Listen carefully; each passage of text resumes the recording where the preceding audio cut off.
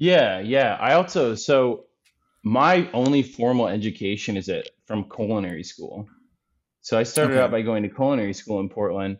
And so I've had a very interesting career path where I started out actually in the back of the house. I started out Okay. cooking and seeing all these other components to it as well too. So when you're in the front of the house, you go into a restaurant and sit down and you order food. Your steak comes out, you order a medium steak and it comes out rare. People's immediate reaction is to be upset with the server because it's their only point of contact. But the reality is maybe the guy in the back put the wrong steak on the plate, or maybe somebody. So there's so many people that touch this, or or have to go through so many hands that it's not usually the server's fault on what gets messed up, but they're literally getting paid for it to be their fault. That's part of what their job description is to deal Yeah, with because they're these. And getting paid more usually than the back of the house, especially if it's a busy night. yeah, because their money is based off of sales essentially. So Yep. I work in a state where they have tipped wages. So the back of the house gets paid based off of minimum wage. The front of the house gets paid off of you get paid, I think it's $2, around $2.50 to $3 an hour, somewhere in that range. And all the other money is provided from the customer. So in certain states, when you go out and you don't tip, it's much bigger of a deal. Like in Washington on the West Coast, everybody makes minimum wage. So you're at least making whatever Really? that, yeah. And so in Texas, when you go out, and some of these states, when you go out, they say that the burden is on the customer to pay for the wages. And to me, it's always really interesting because you go there, and in a restaurant model, generally speaking, 30% is your labor cost. This can vary, but like one of the most basic models they teach you is 30% for food, 30% for labor. And what ends up happening is the back of the house ends up getting more money because the front of the house can get paid $2 an hour, and all the money and the burden ends up on the customer. So when you see your tip out screen and you go to a place, the next time you see it, there's going to be different numbers on the tip out screen, maybe 10, 18, 20%. Or maybe you'd see 18, 20, 22%. But sometimes now you're seeing 20, 25, 30%. And so, to me, as a person who knows about restaurants, when I see a 30% tip on a total, that to me is the business saying at this point, we no longer value this employee.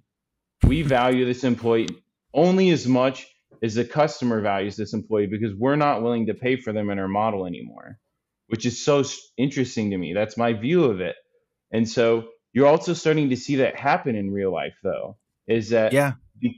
that these people also, like, how many more places do you go to that are counter service and they're not a person coming and waiting on you? It's because the cost of that is changing. So it's really interesting to me. It's like that You're talking about as like a Chipotle kind of a deal? Like where you just walk right down the line and pay? What do you yeah, mean yeah. by count? Okay. Yeah, that type of service, or you'll like walk up there, you'll get your food, you'll get a number, you'll go sit down, they'll call your number up, but Okay. you're ordering at the counter. You're no longer sitting down at a table and having somebody come and take your order. Okay. So one person is the point of contact for the whole restaurant that does the sales. When you have a whole floor, people have to come in and address each table individually. Yep. So the whole yeah, so it's like, to me, when I see these tip screens, and the tips are getting so much higher as costs go up as well too. And so it's something to me that's so strange where I hate getting nickeled and dimed for stuff. I was just at a bagel place up in Denver, and I had ordered like a bagel and coffee for breakfast. And I stand there, I order it, I walk over 10 feet, I pick up the bagel, and I look on my receipt, and there's a 35 cents delivery charge. What?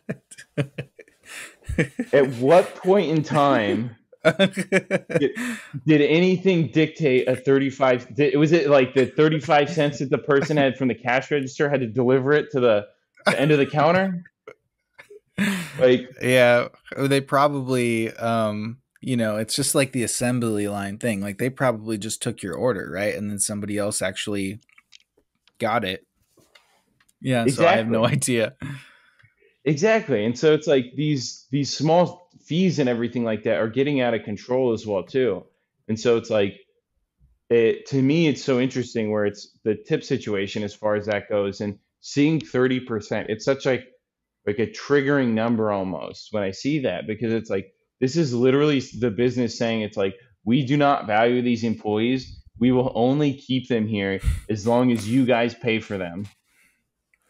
So, my wife and I just had our 5-year anniversary, and we got a babysitter the second time. So we have a 7-month-old. We'd had a babysitter one other time, so this is the second time we've gone out in 7 months.